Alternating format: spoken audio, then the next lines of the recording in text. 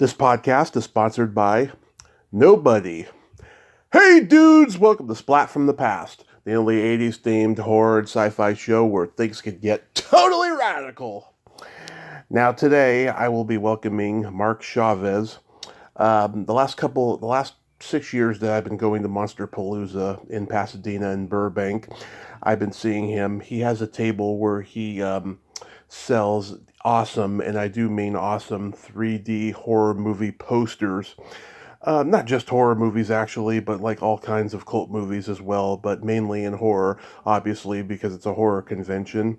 And I guess he designs them from scratch, and I'm going to find out more about that today.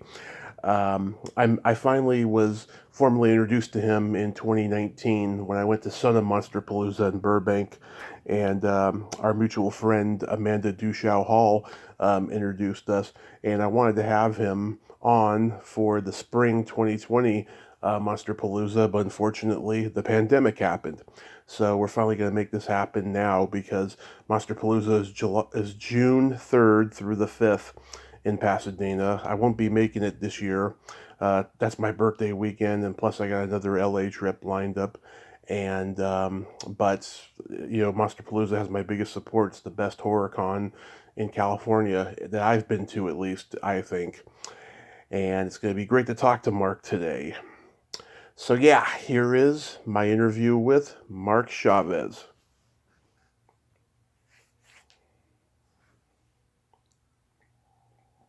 Hello, this is Mark. Hey Mark, welcome to the show. How are you today? Hi there, Tommy. I'm good. How are you doing? I am just spectacular. Good. Yeah, we tried to do this in 2020 until the pandemic hit, but here we are now. I know, right? It only took a couple of years. Well, better late than never, right? Absolutely, that's what I always say, better late than never. Mm, So, going back in time, I imagine you've loved horror since childhood. well, not really.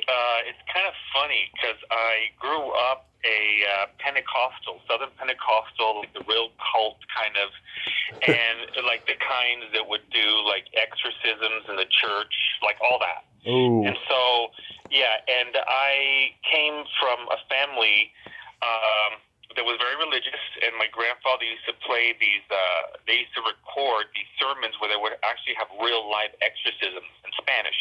oh my And God. it just would scare the, you can imagine, I mean, I grew up a very nervous, scared child, so I wanted nothing to do with horror movies until my cousin was babysitting me one night, Mm-hmm. and she said, "Oh, you're gonna see this movie?" And I said, I knew she liked horror movies, so I was like, "No, no, no, I don't want to see this. It's gonna be scary." She's like, "No, you're gonna love it.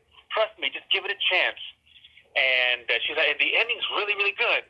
So I was like, "Okay." It was the movie Carrie from Mm-hmm. 1976, but it was the television where they premiered on TV. So I saw the watered down version, and I saw it, and it scared the shit out of me because it reminded me of the lunacy that I was living at the time with the religious Pentecostal. Margaret White was someone that I would deal with on a regular basis, unfortunately. And so, yeah, seriously, I mean, it was really, and so but I bonded with that movie.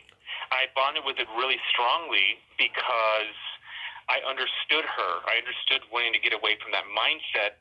And so it went from that to, okay, well, what else is there out there? And I was a big, all of my other friends were outside playing football and doing whatever, playing video games when they were growing up. I was in the library. I was a book nerd. Yeah. So I would go to the library, and they had Bela Lugosi's Dracula Yep. and Boris Karloff Frankenstein, but it was like a novelized kind of a picture book. And so that's how it kind of started, and and from that point on, I was hooked. And of course, my family hated it, and it was. Well, I shouldn't say my family. I'm just going to say my father. My father was the one that I had the most trouble with. But that's where it all kind of started, and we're talking maybe about, I don't know, maybe 7, 8 years old when this happened. Yeah. So, yeah. Wow. My first horror movie was The Shining when I was only a year old. My parents showed it to me because that was all that was on HBO when we first got it. You know, that It was was a great movie. I love that movie too. I saw it when I was young, also. So yeah. Yeah, it took me a long time. It took me till about 7 to actually like the movie and not be scared of it anymore. But yeah, so what are your favorites as far as horror goes?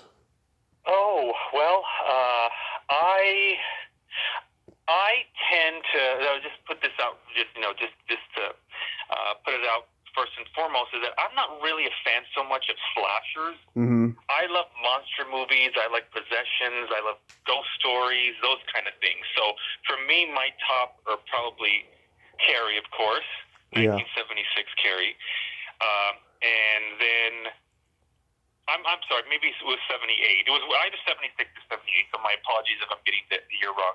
So then Dario Argento, or I should say Lamberto Bava's Demons. That's another top favorite of mine. Oh, mine too.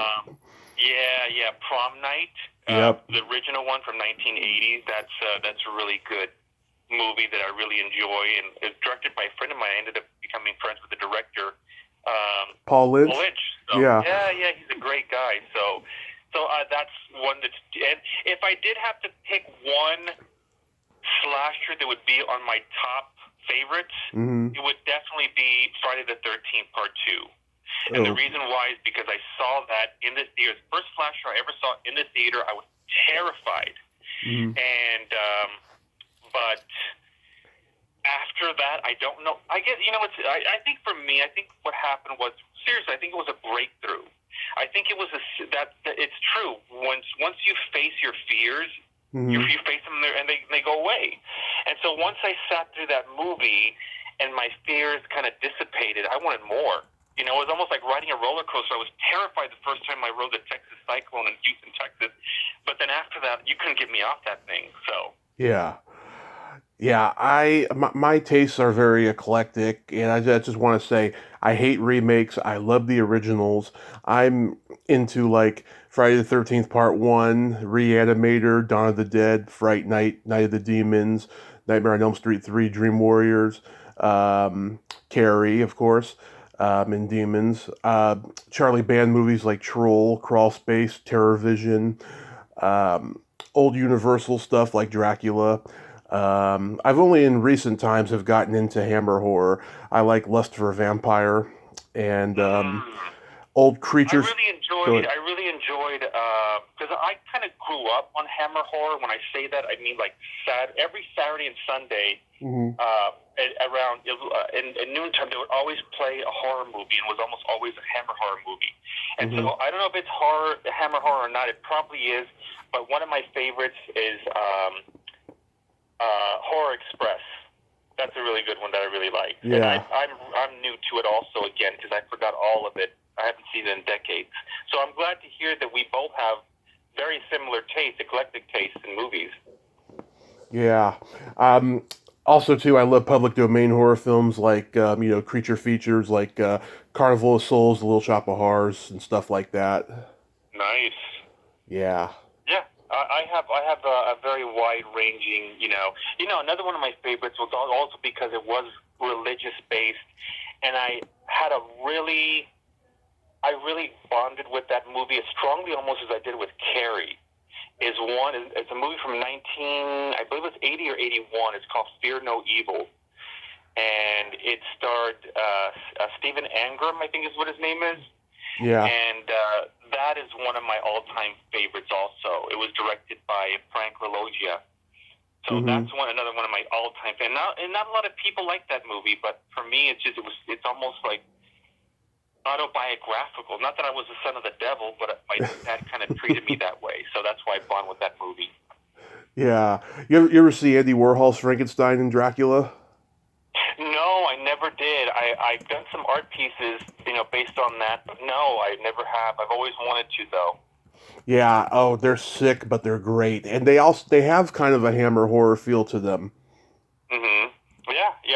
I would love to. There's so much that I'm so behind on watching. I Hmm. mean, for me being 51, I'll be 52 soon. I've seen a lot of movies in my life, but there's still so much I haven't seen, and I haven't seen that one. So Yeah. I haven't even seen really Reanimator all the way through. I think I've seen bits here and there. I haven't seen that.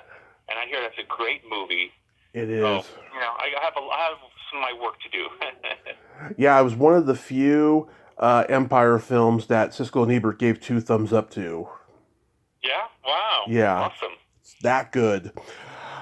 So did you always gravitate toward building things with your hands and creating? Yes, a great question. Yes, I did. When I was a kid, I was very kind of antisocial, I guess you could say. Mm-hmm. I had friends always growing up, but I didn't have very many. I preferred being on the floor, and at that time, I didn't know what horror movies were. I was so young. We're talking like 4, 5, 6. But I remember building, like I would make carnivals. I would build carnivals because I loved carnivals. So I'd build little rides. I'd find things, containers here and there, and I'd find to make wheels with. And I'd literally build little carnivals on my grandfather's floor. And so, to his house. And so, yes. So I've always loved building, and I always knew I wanted to do something artistic with my life, Mm-hmm. but so I didn't know exactly what, because once I got older, I never really thought about building things after that. I got a normal job and whatnot. Yeah. So, but yeah, I've always been that way. Religion aside, I mean, were your family creative? Did you inherit that from them? Oh, my father, yes. I didn't really know that about him, unfortunately, until after he passed. Mm-hmm. When I was born, he was in his early 50s. My mother was only 20. There was a big age difference. So I don't really have too many memories of my father, unfortunately, but my mother does tell me that he was an artist. He loved to sculpt. And I never knew that. So he'd always be building things, and so yeah. But aside from me, nobody else in my family has really pursued it. I'm the only one. As a matter of fact, I'm the only one in my entire family that's ever left the state of Texas. Oh, To be honest with you, yeah.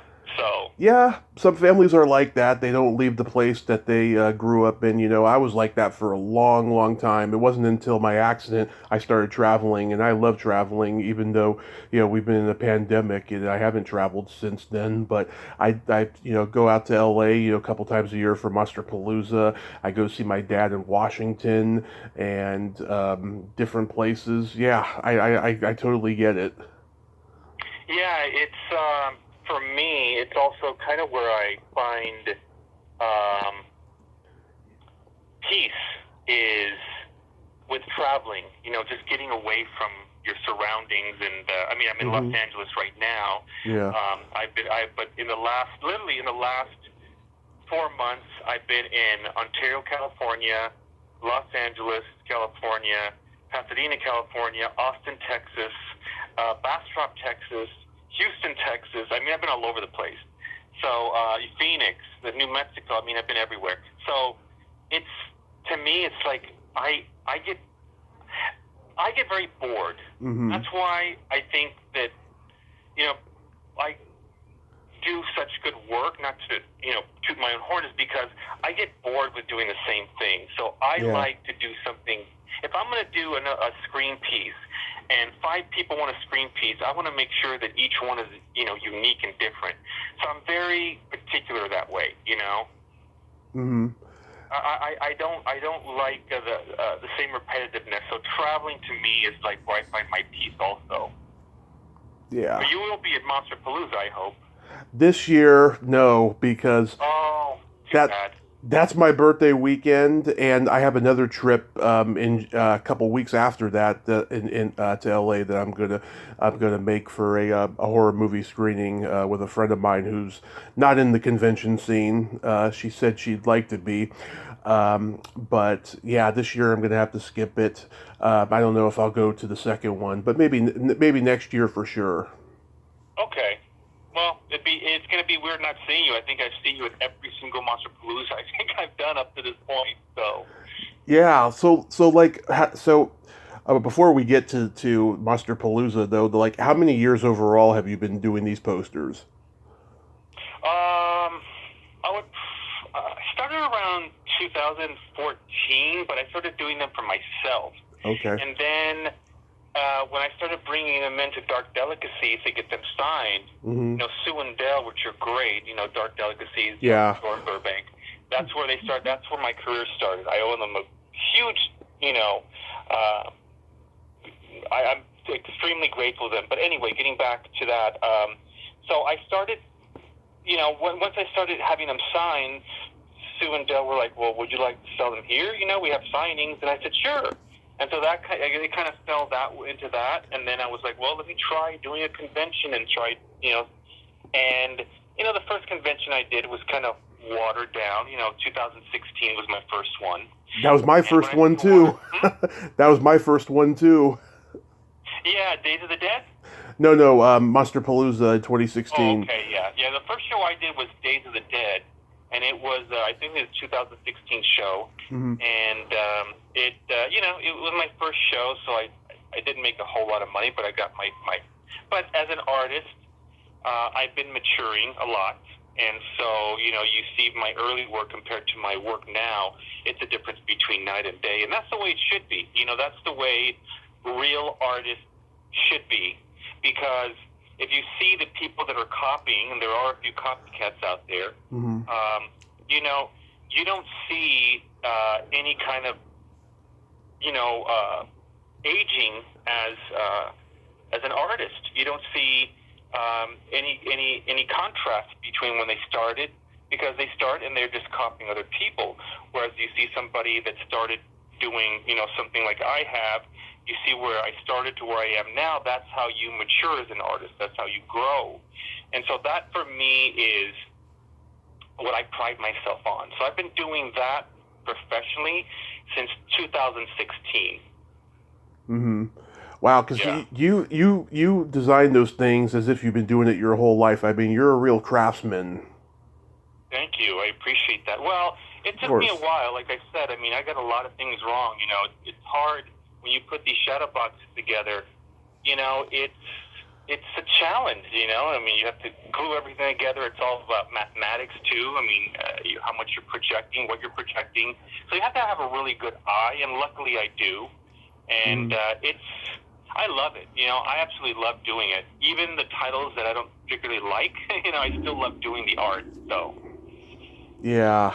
How long does it generally take to just make one? It depends on the size, and it depends on what's going into it. I'll give you an example.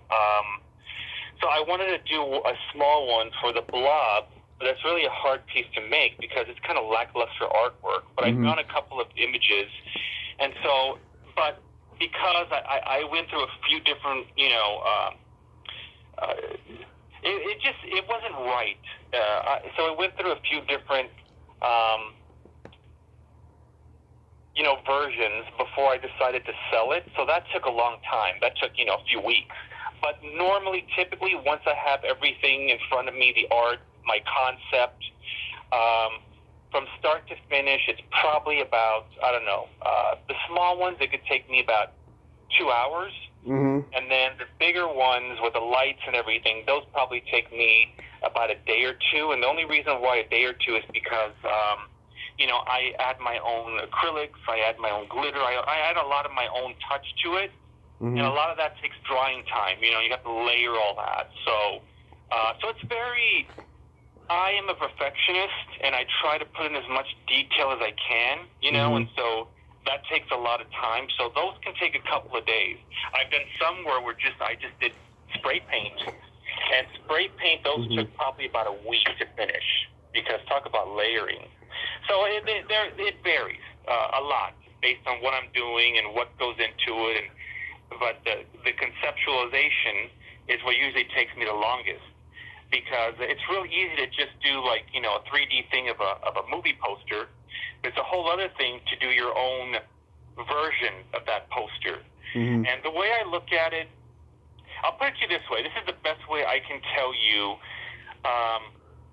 what kind of the feeling I'm trying to get is that when I was, a teenager in the 80s, and I go to the video stores. I used to love seeing, the little, sometimes they would have little, boxes and standees and whatever. They used to drive me crazy. I used to want those things. I used to beg them. I used to have a lot of those things. Yeah. The video stores used to give them to me. So that kind of inspired me too. And I thought, well, let's just say that the world, I could rewind and go back to the 80s, knowing everything that I know now about, how to craft and whatever, and the supplies that. And what would I do to promote these movies in a VHS store? How could I make the coolest, light up shadow box to say, buy my movie or rent it? Mm-hmm. So that's where I kind of come with. It's like, what's going to look the coolest? What's going to represent this movie the best?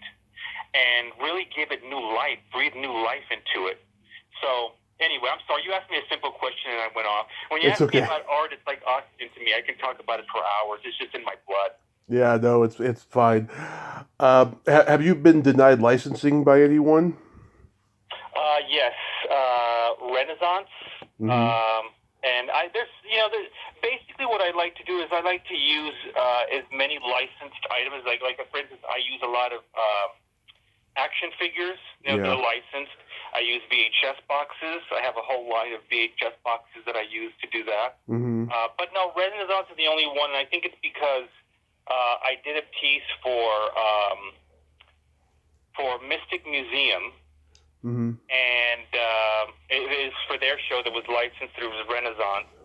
And then I had a few left over, and I put them for sale on Etsy, and then that's when they said, no. And I said, okay, I get it, though. I mean,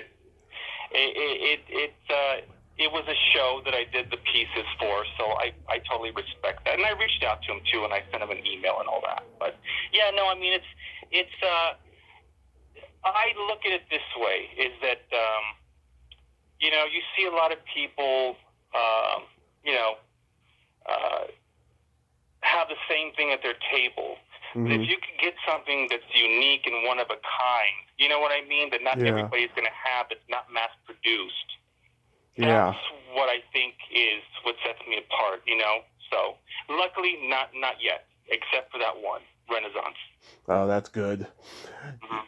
Yeah, I think that Monsterpalooza is the best horror con in California. They just get the best people there year after year. And how I discovered Monsterpalooza in 2016.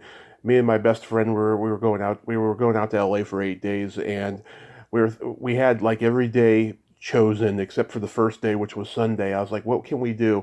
Then I saw Catherine Mary Stewart advertise that she was going to be at this horror con called Monsterpalooza with Kelly Maroney, and I am a huge Night of the Comet fan, so I asked him if he wanted to go to that. He said sure, and we had everyone there from David Naughton, Fred Williamson, Brink Stevens was there, Linda Miller from King Kong Escapes. I actually did not meet her that day, but I ended up interviewing her and then meeting her back in October of this year.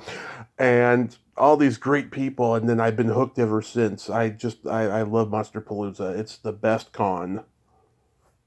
I think so too. I absolutely love it. It's I've been doing it for so long. I think I've been doing it since 2016 or 17. I don't remember now. But yeah, I've done every Monsterpalooza, every Son of Monsterpalooza. Mm-hmm. And of course, everybody was disappointed that they had to stop for a couple of years. But it's good to be back, and I'm looking forward to it. So, and honestly, it might be time for me to start wrapping it up. To be honest, art-wise, and I'll tell you why. I think I've done everything that I think I could do within the horror genre. Mm-hmm. I don't think there's really much. And like I said, I unless I can find a new way to breathe life into it, I'm thinking about maybe going into maybe music next. That would be a fun genre. Yeah. I've done RuPaul's Drag Race before. Nice. So I'd like to do more like maybe LGBT kind of inspired art. So I have a lot of plans to do all kinds of stuff. So the horror community has been amazing to me. But I also think that there's something to be said for exiting when you're on top. Yeah. You know what I mean? Oh, yeah. So Yeah, so I mean, and this was never really meant anyway to be like this big thing. You know, Hmm. I don't sell online. Like I told you before when you asked me about the licensing, I don't mass produce. I don't do any of those things. Um, and so I only do these shows just strictly for conventions, and Hmm. I only do a handful of them a year. Yeah. So to put into context, I mean, into perspective rather, is that it's very, very, um, it's very controlled what I do. Yeah, I don't like to have everybody have my art. That's not what it's about. I didn't do this to become a millionaire. I Yeah. did it because of fans. You know, seriously. I mean, they will all compliment me and the celebrities will all compliment me when they saw my art, Hmm. and they would sign it for me. And so they encouraged me to, maybe you should sell these. So that's where I'm kind of at now, but I think I kind of done everything. So we'll see. I'll keep you posted as to whether or not I'll continue, but I would like to kind of steer into a different direction. I Here, anime is pretty big, but I'm not really a fan, unfortunately. Yeah, I'm not an anime fan either. My best friend was. He's no longer with us, unfortunately, but he was a Oh, I'm huge, sorry. yeah, he was a huge anime fan, and I see anime podcasts happening and stuff. It's got a following, you know. But yeah, I mean, if you want to try music, you could do that. You know, you could like they have those rock and roll expos. I know that there's one that happens in Memphis, Tennessee every summer. Well, I also I have a very good friend of mine that is associated with NAM. Hmm. It's a huge music show, and I think I might do pretty well there. I might ask at some point about that. Uh, but who knows? I mean, there's possibilities are endless. You know, I mean, I just am excited that and very grateful that the horror community has been so wonderful and kick-ass. I mean, it's a dream come true. It really, really is. I just And it'll yeah. always have a special place in my heart. But I also think maybe it's time to move on pretty soon from that and maybe try something different, you know? Yeah, yeah, change is Maybe, good. another thing I've really been wanting to do is, they have Midsummer Scream, which I've done before. Oh yeah, And I think I would do better if I want to switch from maybe horror movies to maybe more Halloween themed art, something yeah. different. Yeah, so I'll let you know what the next reincarnation of Disco Bloodbath art will be. But you heard it first. I think I might maybe think about wrapping this up pretty soon and trying something else. I'll let you know. You'll be the first one to know. Awesome. Yeah, Hmm. but yeah, I mean, I think you're so good at what you do, and you know, every time I show up, I look forward to it. I will tell you this though, I saw a Terror Vision 3D poster at Dark Delicacies in 2018 or 19, and I bought it, so it could very well be yours. Yeah, it is. It is Yeah. absolutely. Does it have the that it's a regular VHS box image with the droid with the Yes. eyeball, right? Yes. Yeah. Okay. Yeah. Then that is mine. Yeah. I should have signed it in the back. It should be signed, or you should see my card back there. I haven't took it out in a while, so I'll take a look at Oh, it.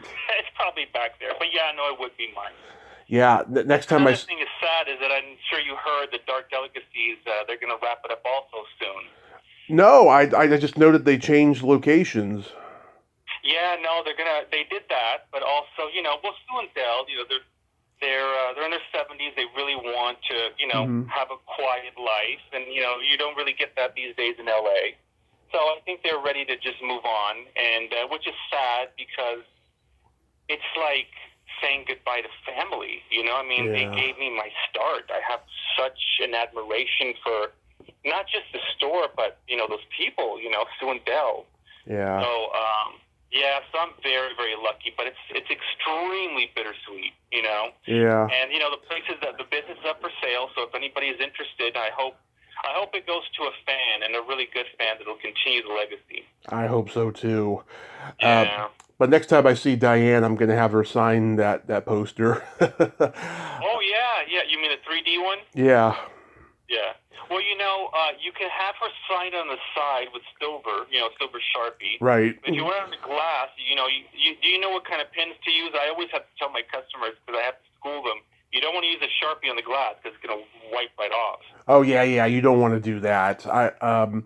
I've heard stories about people getting Sharpies on something glass and it just, disappears after a while. So no, I'd never do Even on that. toys, I'm like, you really need an oil base or an acrylic base pen or some kind of paint marker you need Yeah. for that. So yeah, I mean, it's a pain in the ass and you got to shake it and everything. But if you're gonna invest in an autograph, Mm-hmm. especially on an original piece of art, you want to make sure that it's got some staying power.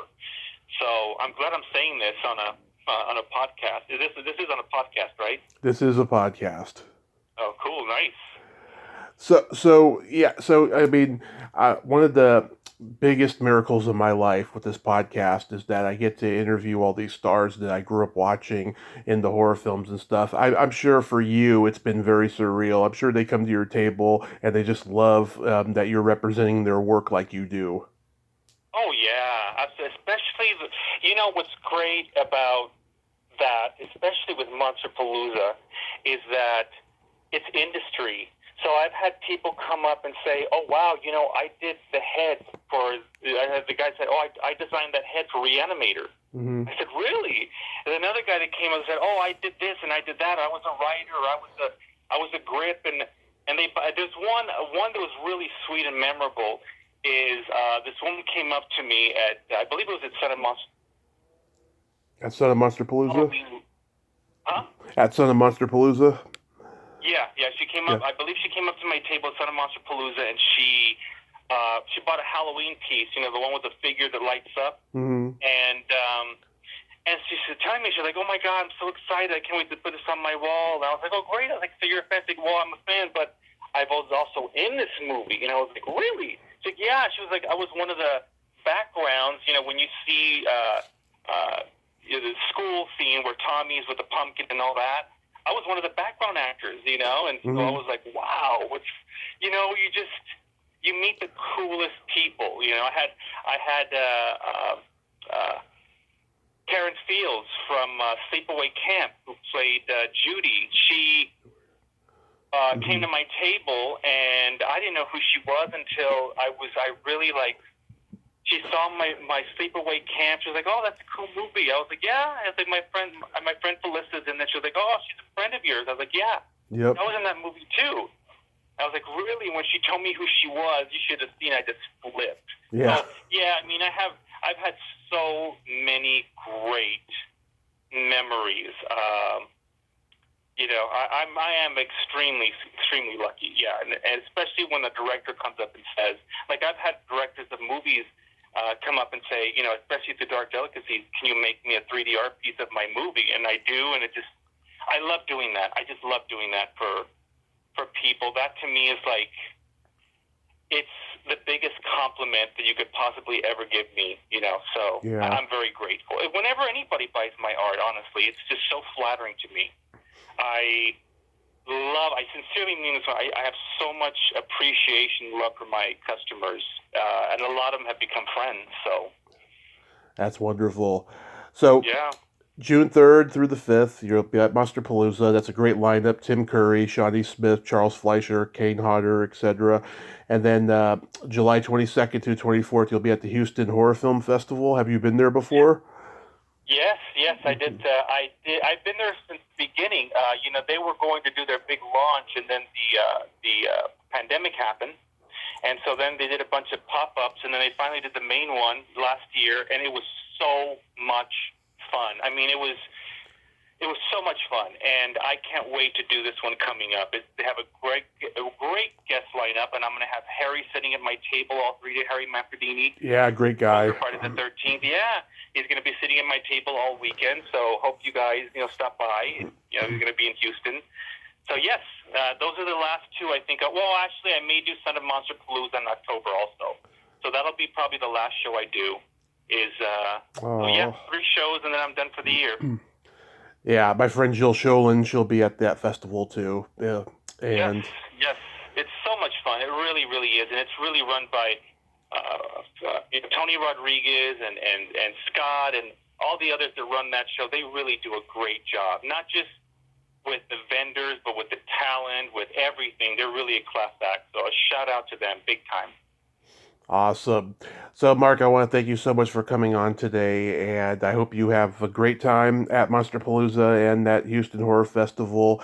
And yeah, do some real soul searching here because I just think that you're amazing in what you do, and you've built up such a following for yourself. But make sure it's what you truly want because I just know that yeah, you have a lot of fans that will be disappointed if you leave completely.